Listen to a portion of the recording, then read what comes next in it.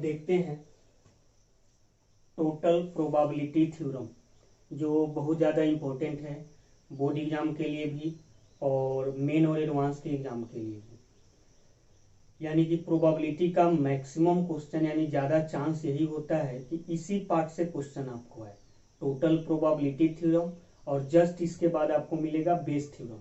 और Bayes theorem तभी समझ में आएगा जब आपको टोटल प्रोबेबिलिटी थ्योरम क्लियर हो।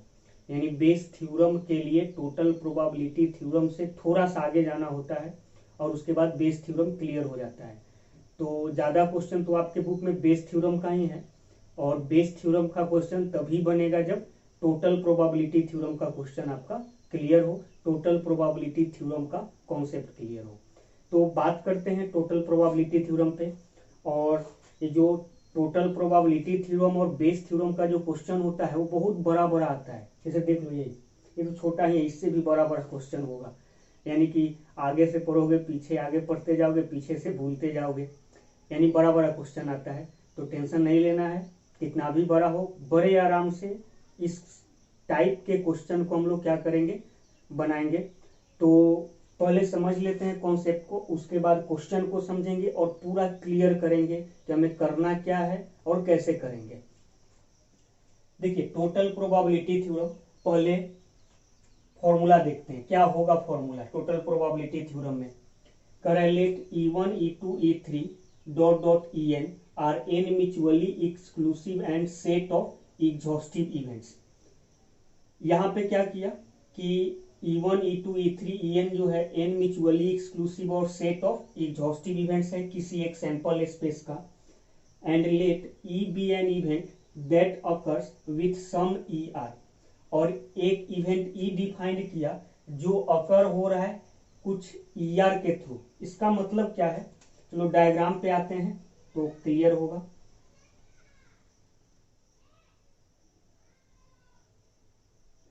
मान लेते हैं यहाँ सैंपल स्पेस है और इस सैंपल स्पेस में किसना इवेंट को डिफाइन किया है, तो n इवेंट को, E1 E2 E3 और En।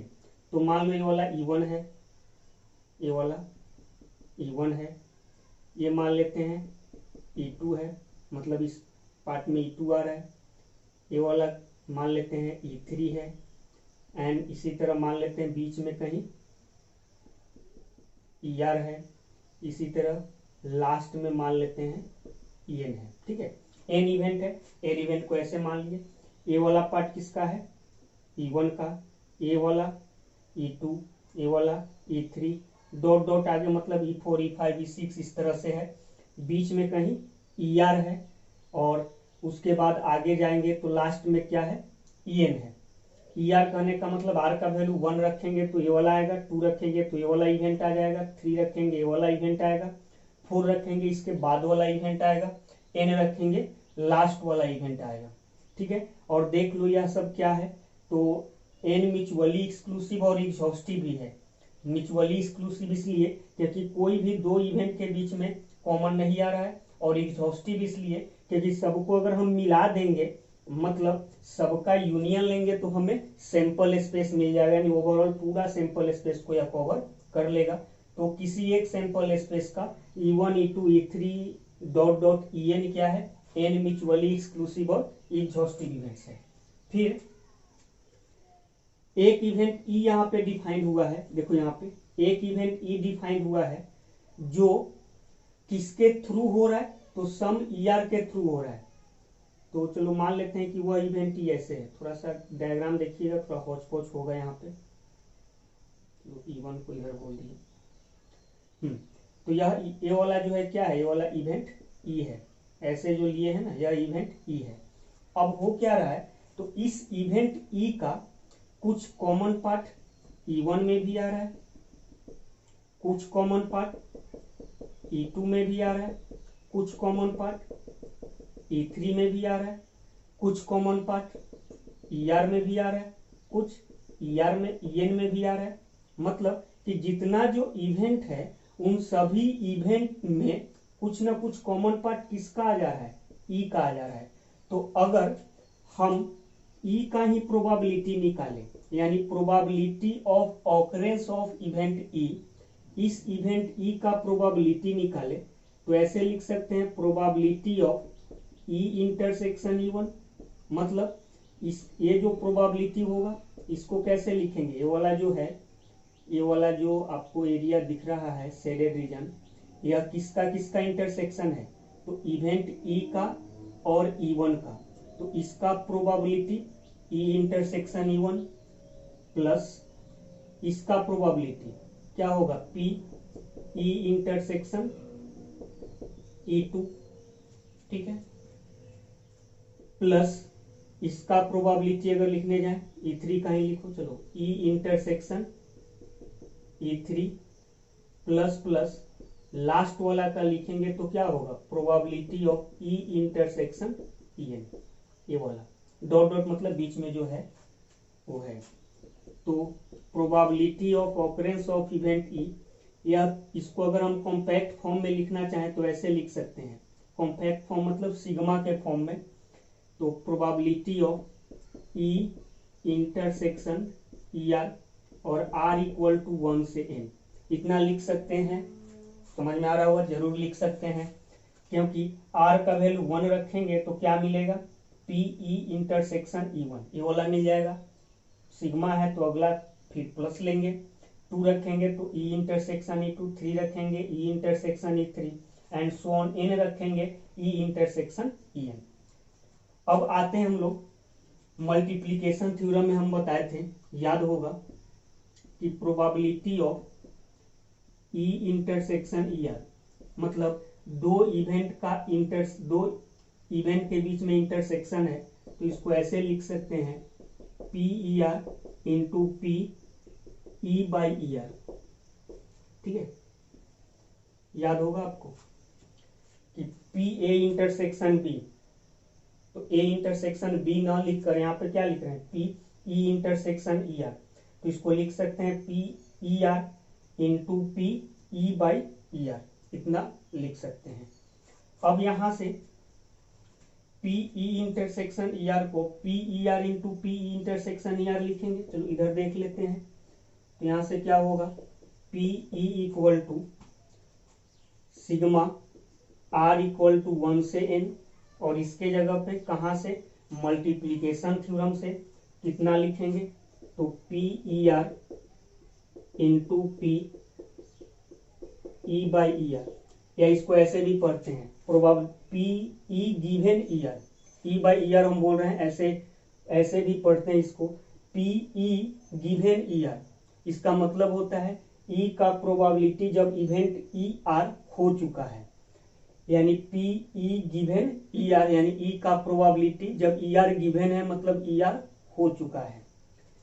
तो ये हमारा फॉर्मूला हो गया किसका, टोटल प्रोबेबिलिटी थ्योरम का, यानी PE equal to sigma R equal to 1 से n PER into P E by ER।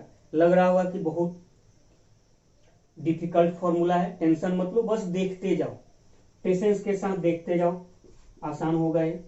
अगर हम चाहें तो इसको ऐसे भी लिख सकते हैं, ये तो कॉम्पैक्ट फॉर्म में है, चाहे तो इसको अलग अलग करके भी लिख सकते हैं, मतलब R का वैल्यू 1 रखेंगे तो क्या होगा,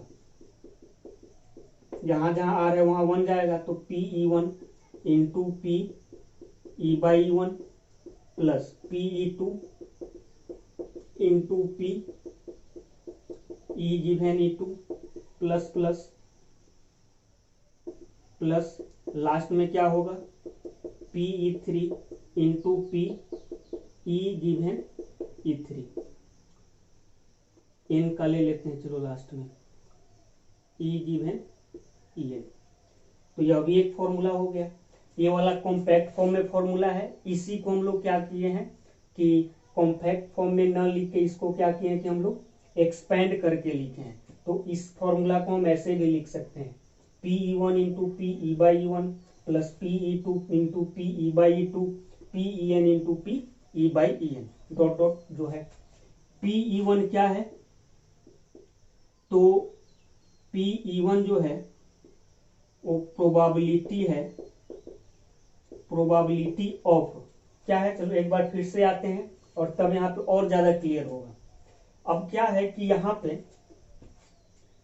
ये जो इवेंट E है इस इवेंट ई का कुछ पार्ट E1 में आ रहा है, कुछ E2 में आ रहा है, कुछ E3 में आ रहा है, कुछ En में आ रहा है, यानी जितना भी n इवेंट लिए हैं उस n इवेंट में से सभी में कुछ ना कुछ कॉमन आ रहा है। किसका? इवेंट ई का।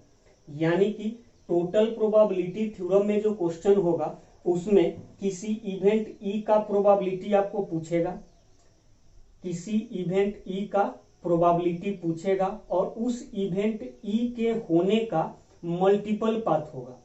यानी कि इस इवेंट ई के होने का मल्टीपल पाथ है। कैसे मल्टीपल पाथ है? इवेंट ई E1 के थ्रू भी हो सकता है, E2 के थ्रू भी हो सकता है, E3 के भी थ्रू हो सकता है एंड सो ऑन En के थ्रू भी हो सकता है। क्यों? क्योंकि यहाँ सभी में कुछ ना कुछ कॉमन है। यानी इस इवेंट ई के होने का कितना पाथ है? मल्टीपल पाथ है। मल्टीपल पाथ यानी E1 के थ्रू भी ई हो सकता है, E2 के थ्रू भी ई हो सकता है एंड सो ऑन En के थ्रू भी ई हो सकता है। तो करेंगे क्या कि उस इवेंट ई के निकालने का प्रोबेबिलिटी क्या होगा? तो डायरेक्ट यहां से हम इस फॉर्मूला पे आते हैं, यहां से डायरेक्ट इस फॉर्मूला पे आते हैं कि उस इवेंट ई जिसका प्रोबेबिलिटी हमें निकालना है, तो इवेंट ई के होने का जो मल्टीपल पाथ था उस इवेंट ई के होने का प्रोबेबिलिटी हमें अगर निकालना है तो P(E1) अगर हम क्या करें E1 को पाथ 1 बोल दें, मतलब अगर इवेंट ई E1 के थ्रू हुआ तो थोड़ा समझने के लिए क्या किए, इवेंट ई अगर E1 के थ्रू हुआ यानी ई पाथ 1 से हो रहा है, पाथ 1 यानी रास्ता 1, E2 से हुआ यानी पाथ 2 से हो रहा है, E3 से हुआ यानी पाथ 3 से हो रहा है, En से हुआ यानी पाथ n से हो रहा है। तो यहाँ पे P(E1) क्या रिप्रेजेंट करेगा? तो P(E1) रिप्रेजेंट करेगा पाथ 1 का प्रोबेबिलिटी, यानी कि P(E1) क्या है? Probability of path 1। और Pe/E1 क्या होगा? तो Pe गिवन E1 का मतलब E का probability when path 1 is chosen, ऐसे बोल सकते हैं probability of event E when path 1 is chosen. E/E1 मतलब इवेंट ई का प्रोबेबिलिटी किससे? पाथ 1 से। तो इसको भी ऐसे लिख सकते हैं, probability of event E through path 1, ठीक है, ऐसे भी बोल सकते हैं। तो चलो समझते हैं इवेंट ई का प्रोबेबिलिटी क्या होगा? Probability of path 1 into probability of event E through path 1, ठीक है। यानी E1 का प्रोबेबिलिटी ऑफ पाथ 1 Pe/E1, तो probability of event E through path 1। Pe2 का मतलब प्रोबेबिलिटी ऑफ पाथ 2 और Pe/E2 का मतलब probability of event E through path 2। फिर आगे क्या होगा?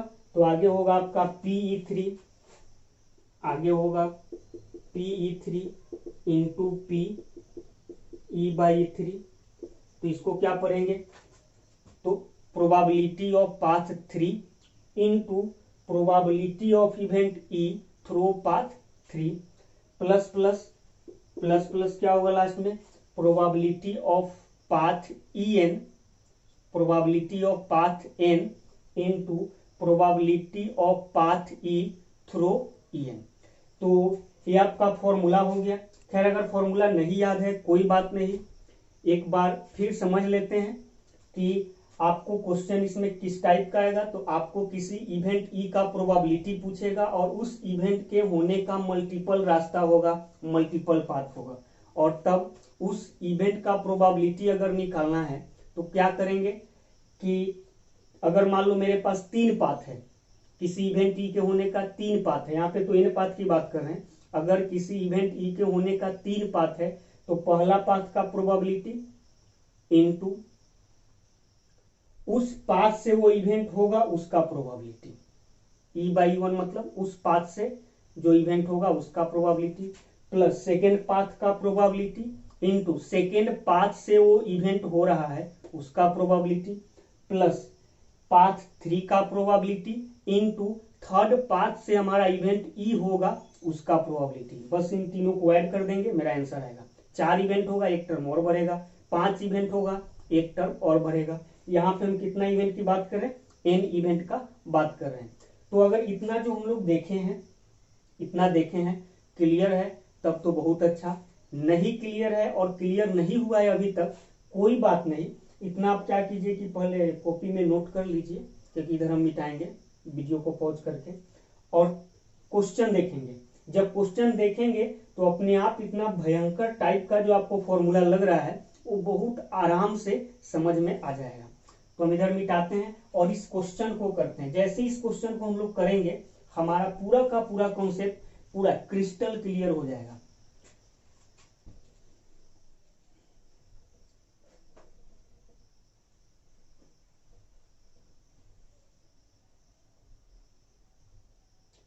चलो देखते हैं, यहाँ पे क्वेश्चन को देखते हैं। क्वेश्चन देखेंगे क्लियर हो जाएगा। कह रहा है there are 3 urns containing 3 white and 2 black ball, 2 white and 3 black ball, 1 black and 4 white ball respectively। यहाँ 3 अर्न की बात हो रही है। मान लो फर्स्ट अर्न है,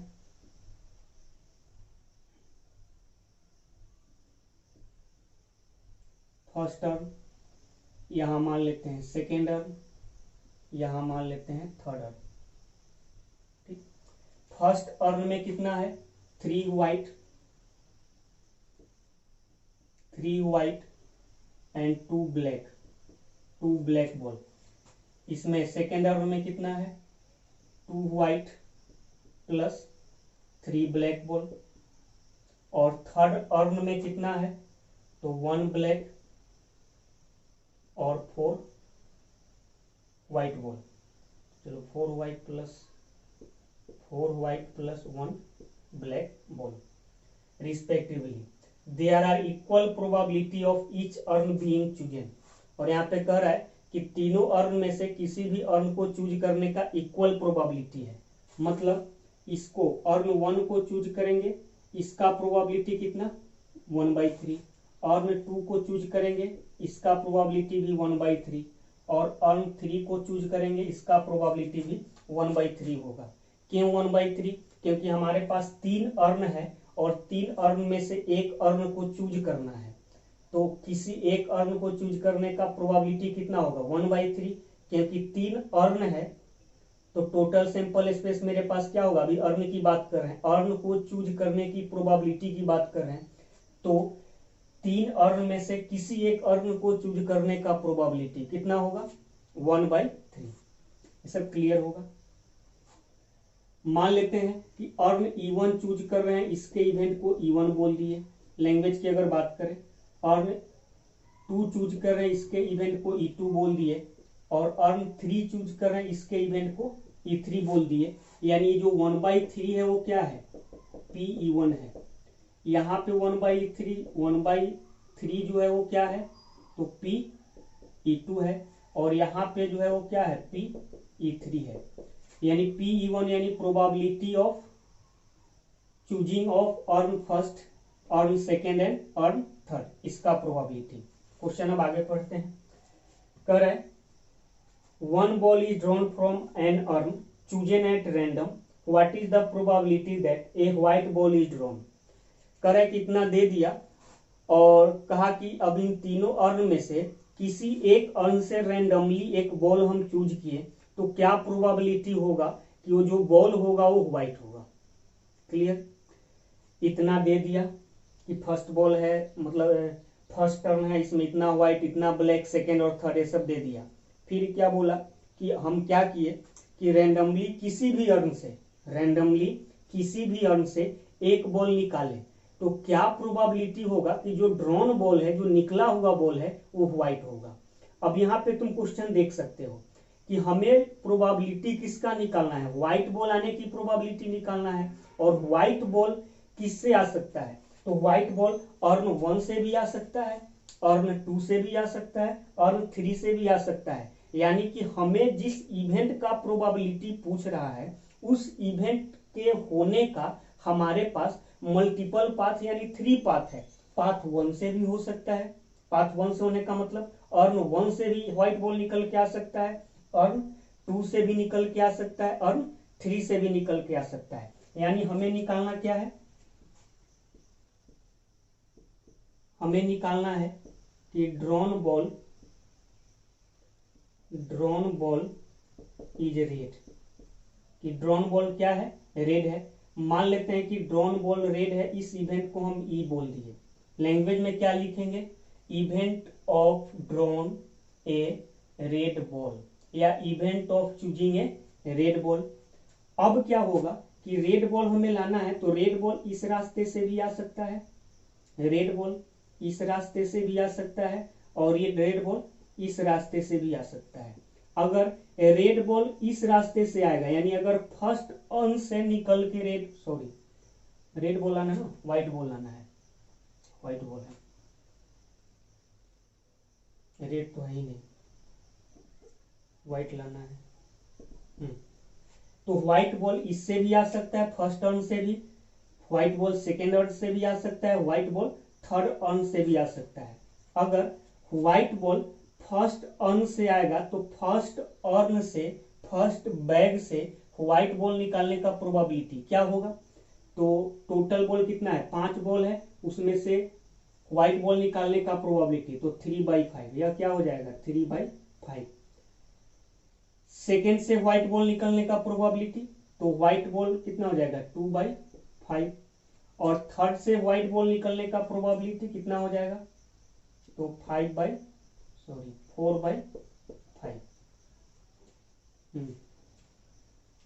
अब यहां पे तुम देख सकते हो कि इवेंट ई जो होगा, यानी व्हाइट बॉल जो होगा फर्स्ट पाथ से भी हो सकता है, सेकेंड पाथ से भी हो सकता है, और थर्ड पाथ से भी हो सकता है। हमें निकालना क्या है, प्रोबेबिलिटी ऑफ इवेंट ई, यानी व्हाइट बॉल निकलने का प्रोबेबिलिटी। तो व्हाइट बॉल निकलने का प्रोबेबिलिटी, तो अगर यह पाथ 1 से होगा तो पाथ 1 में जो भी क्रॉसपोंडिंग प्रोबेबिलिटी है उसको मल्टीप्लाई करो, प्लस पाथ सेकेंड में जितना भी प्रोबेबिलिटी मिल रहा है उसको मल्टीप्लाई करो, प्लस पाथ थर्ड में जितना भी प्रोबेबिलिटी मिल रहा है उनको मल्टीप्लाई करो। यानी यहाँ पे क्या है, यहां से अगर चलेंगे तो इसका प्रोबेबिलिटी क्या मिला 1/3 इंटू कितना, यहाँ पे प्रोबेबिलिटी 3/5, प्लस यहाँ पे क्या होगा 1/3 इंटू 2/5, प्लस यहाँ पे क्या मिला 1/3 इंटू 4/5। क्लियर है, इसको कैलकुलेट करोगे, जो हमें चाहिए व्हाइट बॉल निकलने का प्रोबेबिलिटी वही आ जाएगा। तो यहां पे अगर मान लो ये तो हो गया, आंसर आ गया, खत्म हो गया। लैंग्वेज की अगर हम बात करें अब, तो यहाँ 3/5 जो है यह क्या है, इस पाथ से व्हाइट बॉल आने की प्रोबेबिलिटी। अगर इसको हम सिंबल में लिखना चाहे, मैथमेटिकल सिंबल में, तो क्या लिखिएगा कि व्हाइट बॉल आ रहा है, लेकिन किससे आ रहा है, तो फर्स्ट पाथ से। ठीक है, probability of getting white ball through path 1। यहाँ पे क्या होगा, इसको 2/5 क्या है, तो PE/E2 यानी सेकेंड पाथ से व्हाइट बॉल है, और ये क्या होगा PE/E3। ठीक है, तो यहां पे अगर इसको हम देखें तो 1/3 क्या है, तो PE1, 3/5 क्या है, 3/5 यहाँ पे PE/E1, प्लस 1/3 फिर यहाँ पे PE2, 2/5 क्या है PE/E2, प्लस फिर यहाँ का 1/3 PE3 इंटू PE/E3। तो तुम देख सकते हो जो हमारा फॉर्मूला था वही आ रहा है, बशर्ते यहाँ पे क्वेश्चन में हम फॉर्मूला बाद में लिखे, मतलब आंसर लाने के बाद फॉर्मूला लिखे, वहां फॉर्मूला पहले है। कि यहाँ पे 3 पास से हो रहा था। एक बार फिर समझते हैं इस क्वेश्चन को, कि हमारे पास क्या था कि इतना बहुत सारा इंफॉर्मेशन था कि 3 बैग है, फर्स्ट बैग में व्हाइट बॉल ब्लैक बॉल है, थर्ड सेकेंड में भी व्हाइट ब्लैक है, और थर्ड में भी व्हाइट बॉल और ब्लैक बॉल है। अब क्या किया कि रैंडमली किसी एक अर्न से रैंडमली किसी एक अर्न से एक बॉल हम निकालें तो क्या प्रोबेबिलिटी होगा कि वह व्हाइट बॉल होगा, इसी का प्रोबेबिलिटी पूछ रहा है। तो व्हाइट बॉल जो आ सकता है वो तीनों बैग में से किसी भी बैग से आ सकता है। तो हम क्या करेंगे कि टोटल प्रोबेबिलिटी थ्योरम यही कहता है कि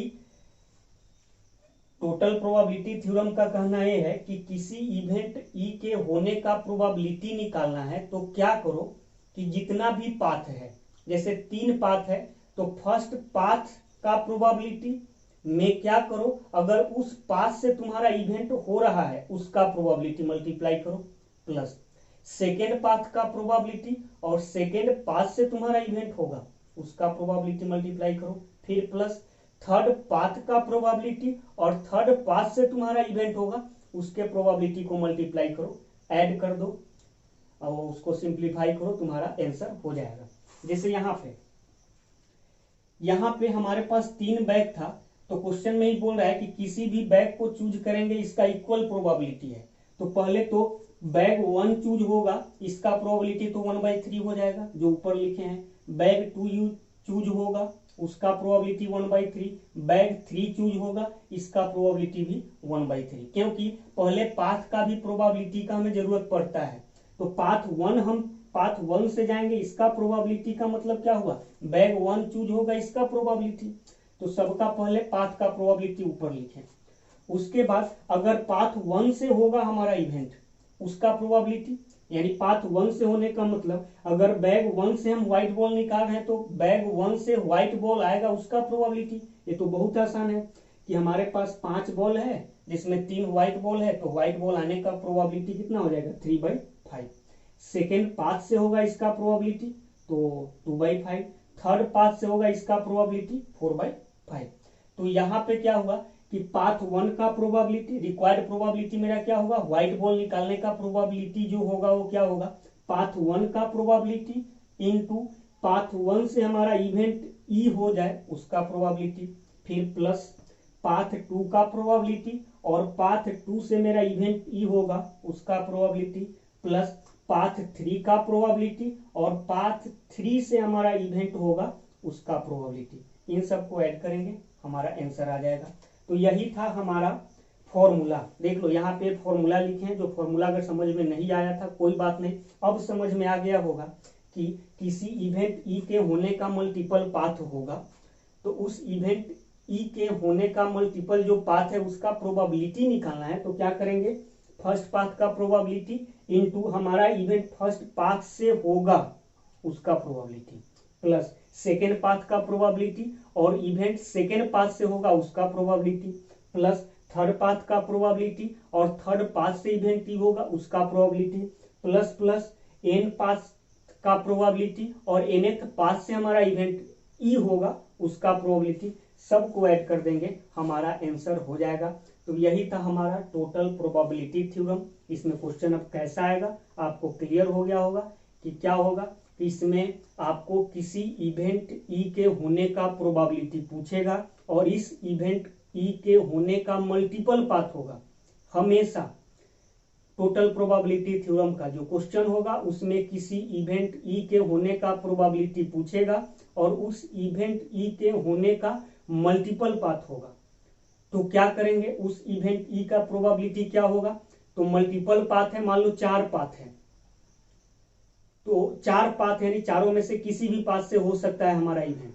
तो करेंगे क्या, पाथ 1 के प्रोबेबिलिटी इनटू पाथ 1 से हमारा इवेंट ई होगा उसका प्रोबेबिलिटी, प्लस पाथ 2 का प्रोबेबिलिटी इनटू पाथ 2 से हमारा इवेंट होगा उसका प्रोबेबिलिटी, प्लस पाथ 3 का प्रोबेबिलिटी इनटू पाथ 3 से हमारा इवेंट ई होगा उसका प्रोबेबिलिटी, प्लस पाथ थर्ड का प्रोबेबिलिटी इनटू पाथ थर्ड से हमारा इवेंट ई होगा उसका प्रोबेबिलिटी। सिंप्लीफाई कर लेंगे हमारा आंसर आएगा, वही है यहाँ पे लिखा हुआ है। लैंग्वेज की अगर बात करें, बोर्ड एग्जाम में लैंग्वेज यूज करना होगा, तो लैंग्वेज की अगर बात करें तो क्या करेंगे, यहाँ पे हम लिए नहीं है लेकिन अगर लिखना चाहें तो ऐसे लिखेंगे, let E1 E2 E3 is event of choosing first second and third urn respectively.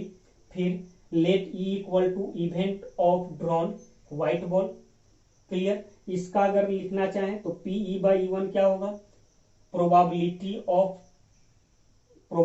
Of getting white ball through urn या from urn 1, probability of getting white ball from urn 2 and इस तरह से।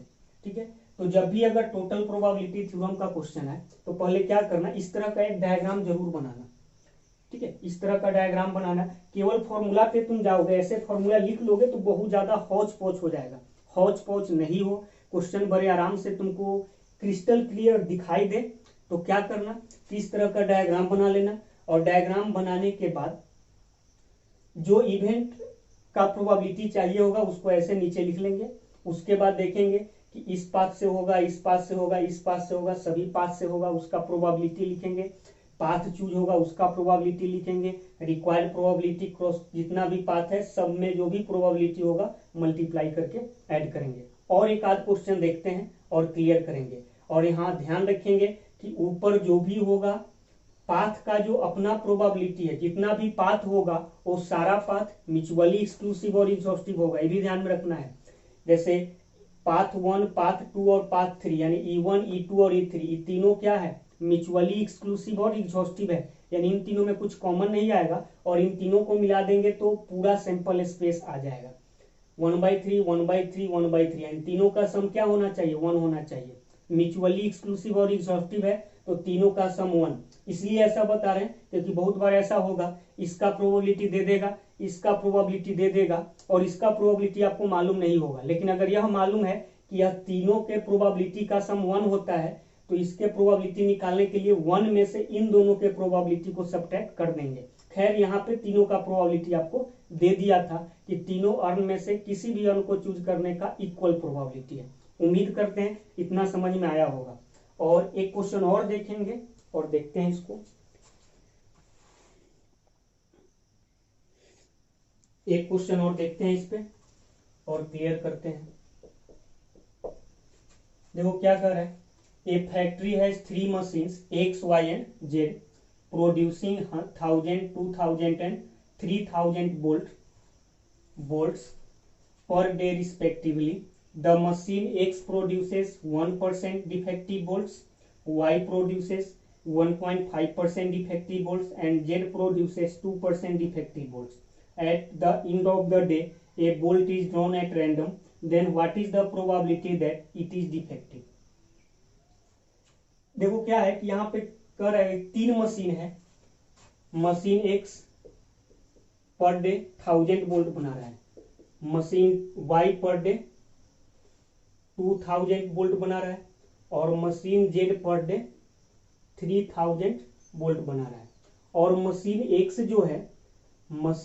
जो है 1% डिफेक्टिव बोल्ट बना रहा है, machine Y जो है 1.5% डिफेक्टिव बोल्ट बना रहा है। जितना भी बना रहा है उसका 1.5% डिफेक्टिव मतलब खराब बोल्ट, और Z जो है वो 2% डिफेक्टिव बोल्ट बना रहा है। ठीक है, इतना हमें सिनेरियो दिया गया है कि 3 मशीन है X, Y, Z। Machine X per day 1000 bolt, machine Y 2000, machine Z 3000। Machine X जो है per day 1% defective bolt, machine 3 2 Y 1.5% defective bolt बना रहा है और मशीन Z जो है 2% डिफेक्टिव बोल्ट बना है। यानी सभी मशीन कुछ ना कुछ डिफेक्टिव बोल्ट बना ही रहा है। तो कह रहा है at the end of a day, मतलब एक दिन जब खत्म हो गया, मशीन अपना बोल्ट वोल्ट जो भी बना लिया, तो उस दिन में क्या किया कि रैंडमली एक बोल्ट, जितना भी बोल्ट बन के आया है, टोटल बोल्ट कितना होगा यहाँ पे, टोटल बोल्ट एक दिन में टोटल बोल्ट कितना होगा, 2 1 3 3 6000 बोल्ट बन के आएगा। अब क्या किया कि रैंडमली क्या किया कि एक बोल्ट निकाला, तो क्या प्रोबेबिलिटी होगा कि जो बोल्ट निकला है वो डिफेक्टिव होगा, यही क्वेश्चन पूछ रहा है। क्लियर है, मशीन X 1% डिफेक्टिव बोल्ट बना रहा है, मशीन 2 1.5%, मशीन Z 2%। एक बोल्ट रैंडमली चूज किया, क्या प्रोबेबिलिटी होगा कि जो बोल्ट हम लोग चूज किए हैं वो डिफेक्टिव है। अब यहाँ पे भी तो क्वेश्चन वैसा ही हो गया कि हमें डिफेक्टिव बोल्ट का प्रोबेबिलिटी पूछ रहा है और यह डिफेक्टिव बोल्ट तीनों पाथ में से किसी भी पाथ से हो सकता है। मतलब मशीन X से भी डिफेक्टिव बोल्ट हो सकता है, मशीन X से जो प्रोड्यूस हुआ है वाला भी हो सकता है, वाई से भी हो सकता है, जेड से भी हो सकता है। यानी 3 पाथ है मेरे पास। जिस इवेंट ई का प्रोबेबिलिटी पूछ रहा है उस इवेंट ई के होने का कितना पाथ है, 3 पाथ है। तो अब क्या करेंगे, एक डायग्राम बनाएंगे, हौच पौच ना हो इसके लिए। मान लो यह मशीन एक्स है, ये वाला मान लीजिए मशीन वाई है, और ये वाला मशीन जेड है। ठीक है, मशीन एक्स सेलेक्ट होगा, इसका प्रोबेबिलिटी क्या होगा, तो मशीन एक्स सेलेक्ट होगा तो 1000/6000 यानी क्या होगा 1/6। यह समझ में आ रहा है ना क्यों। मशीन एक्स सेलेक्ट होगा, इसका प्रोबेबिलिटी क्या होगा, तो 1000/6000। क्यों 1000/6000, क्योंकि टोटल वोल्ट 6000 है और मशीन एक्स सेलेक्ट होगा तो इसका प्रोबेबिलिटी 1000/6000। मशीन वाई सेलेक्ट होगा, इसका प्रोबेबिलिटी अगर निकालें तो 2000/6000 यानी 1/3।